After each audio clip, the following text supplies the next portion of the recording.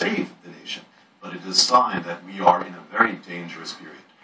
Briefly, tell me what happened to Israel at the time of this prophecy. It's Isaiah 9, verse 10. Yeah, that's going to be the key. Isaiah 9:10 is the key to the Harbingers. Ancient Israel was founded by God. It was blessed by God, but it turned away. It rebelled against him. It drove him out of its life. And what happened? God sent prophets to them, and he called them, warned them. Finally, he did something to shake them up as a wake-up call, and he withdrew their hedge of national protection. He lifted it up. It was temporary, but he lifted it up that an enemy struck the land and inflicted damage, traumatized the nation, but it was temporary. It was limited. They withdrew, and then there was normalcy. It was to wake them up, a wake-up call, but they did not wake up, or they chose to keep defiant on. Instead of repenting, turning back to God, they became even more defiant, and they made a vow, and that vow is Isaiah 9:10. They said this: "The bricks have fallen, but we will rebuild with hewn stone. The sycamores have been cut down, but we will plant cedars in their place." And what that meant was, we're not going to be humbled, we're not going to turn back, we're going to continue away from God. In fact, we're going to come back even stronger. We're going to replace weaker things with stronger things. It's like a defiant spirit. Defiant. Exactly. You said the commentaries on this always do that same word. They say they breathe the spirit of defiance. Exactly. Okay, but that was ancient Israel, and warning after warning, right. God, I can almost feel God's heart saying, "I do not want to see you destroyed. You're my firstborn. Please heed the warnings."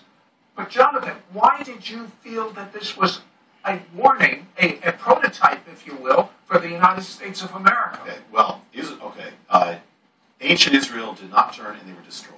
So now we have America. America was also founded on God's word. It was founded to fulfill his purposes. America has also been turning more and more rapidly away from God and his ways. God, in his mercy, calls out to a nation. And if it doesn't respond, the callings get more severe. What happened now is the first harbinger, or the first thing that happened was the breach, was that lifting up of the national security, allowing an enemy to strike the land, a wake-up call. You're talking about 9/11. Well, now, yeah. That was for ages, but now God did it with America. That happened on exactly September 11, 2001. The national defense of America, the hedge was lifted up. He allowed an enemy to strike, same way, limited scope, limited time, traumatized the nation, a wake-up call. 9/11 was an alarm seeking to save America from the road it's going on. Oh, okay, so the progressive judgments were 9 harbingers, 9 warnings. Well, let's talk about one, the Gazette stone. Okay. This is what happened. If you look at the key of Isaiah 9:10, it says, "The bricks have fallen, but we will replace them with hewn stone." What is hewn? Hewn stone. Yeah, in Hebrew it's the word gazette. Gazette means cut, quarried, taken out of mountain rock. It's a strong thing. They made it into a big rectangular mass of stone. What they were saying is there was destruction and it was clay bricks, but we're going to come back stronger as a nation. So we're going to take a stronger thing. We're going to build higher and bigger and better. So what they did is they took these gazette stones. They went to the quarries of the mountains, cut it out, brought it back to the ground of destruction where the bricks had fallen, and there they vowed, with this, we're going to rebuild the nation. Okay, it's a sign of defiance. Okay, that's Israel. What about America? Well, that's the thing. This is what happened. After 9/11, in New York, they went to the mountains. They quarried out a rock, a 20-ton rectangular block. According to the harbinger, it has to be brought back to the ground of destruction. They bring it to New York City, bring it to ground zero, place it on the pavement of ground zero. They have a ceremony around the stone. They have leaders there, Governor of New York, Governor of New Jersey, the mayor. They pronounce vows of defiance over the stone. They said, with this stone, America's going to come back stronger than ever. We're going to rebuild it. In fact, you said the spirit of defiance. That's what the commentaries say about this.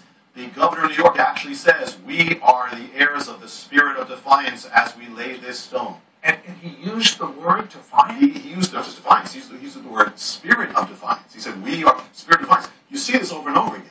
If there was just one parallel between Israel and what happened to them and their eventual destruction, and one parallel with the United States, we might say, so what?